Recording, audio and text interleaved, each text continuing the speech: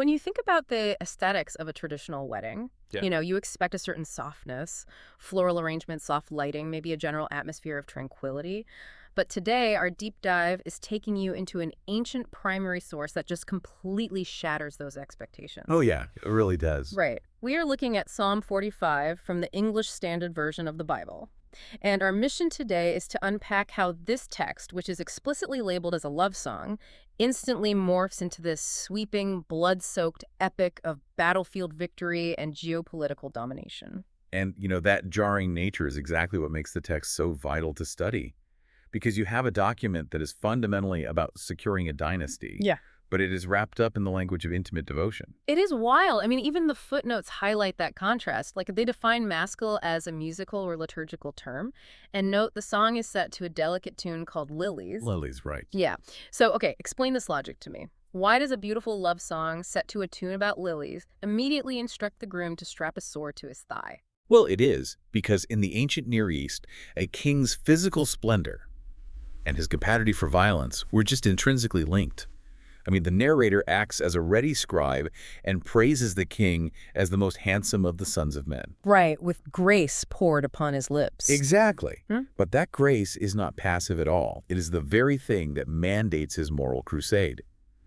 So his beauty is essentially a weapon, and his violence is framed as righteousness. It is serious whiplash for the reader. I mean, imagine you are attending a modern royal wedding, listening to this sweet toast, and suddenly it turns into an action movie monologue. Oh, completely. Because he is riding out victoriously for truth and meekness and righteousness, shooting sharp arrows into the hearts of his enemies. Nations are falling beneath him. And that violence serves a really specific function, which is validating his absolute authority.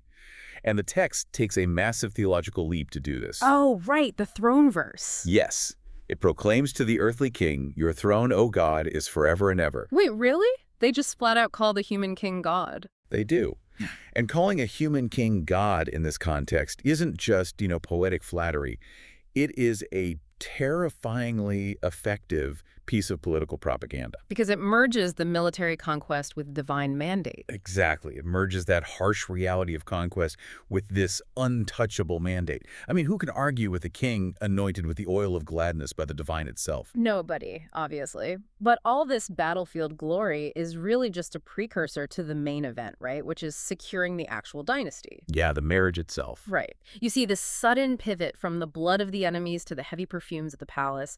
We are hit with this sensory overload. The imagery is incredible. It really is. Robes fragrant with myrrh and aloes and cassia, stringed instruments echoing from ivory palaces, and the new queen standing there draped in the gold of Ophir. And that sensory overload is a highly calculated display of soft power. It is designed to be overwhelming. I mean, the gold, the ivory, the exotic spices. They are not just romantic details. Right, they are physical proof of the king's vast trade networks and global reach. I do have to push back on what this global reach costs the bride, though, because the text explicitly demands that she forget her people and her father's house. Yeah, it is a heavy demand. It feels incredibly cruel to a modern reader.